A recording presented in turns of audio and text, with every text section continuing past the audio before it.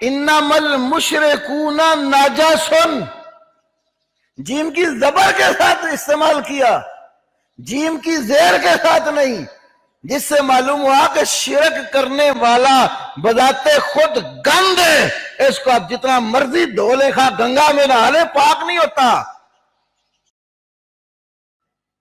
انما المشرکون نجس،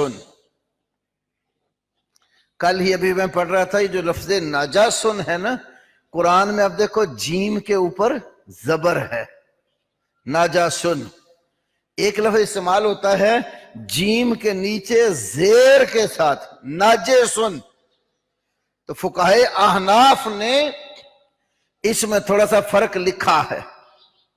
شرح وقایہ جو فقہ حنفی کی کتاب ہے، اس کی جلد اول میں اس میں ایک فرق لکھا، ذرا دھیان کریں۔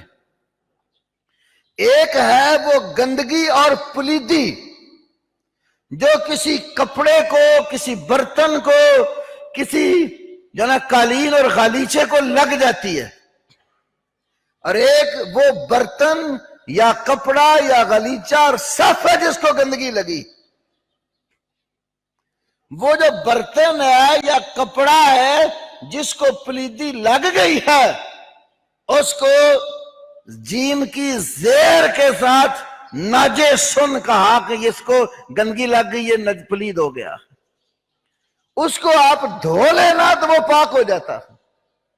برتن کو گندگی لگی، آپ برتن دھوئیں تو صاف ہو جائے گا، کپڑے کو پخانہ لگ گیا، اس کو دھو لیں تو صاف ہو جائے گا، صف پہ گندگی گر گئی، دھو لیں تو صاف ہو جائے گی۔ فقہائے احناف اس کو کہتے ہیں یہ جیم کی زیر کے ساتھ، نجسن۔ اب وہ جو گندگی لگی ہے، وہ جو پخانہ لگ گیا ہے، وہ جیم کی زبر کے ساتھ ہے، نجسن، پلیدی۔ تو قرآن نے کیا کہا؟ انما المشرکون نجسن، جیم کی زبر کے ساتھ استعمال کیا، جیم کی زیر کے ساتھ نہیں، جس سے معلوم ہوا کہ شرک کرنے والا بذات خود گند ہے، اس کو آپ جتنا مرضی دھو لے، خواہ گنگا میں نہا لے، پاک نہیں ہوتا۔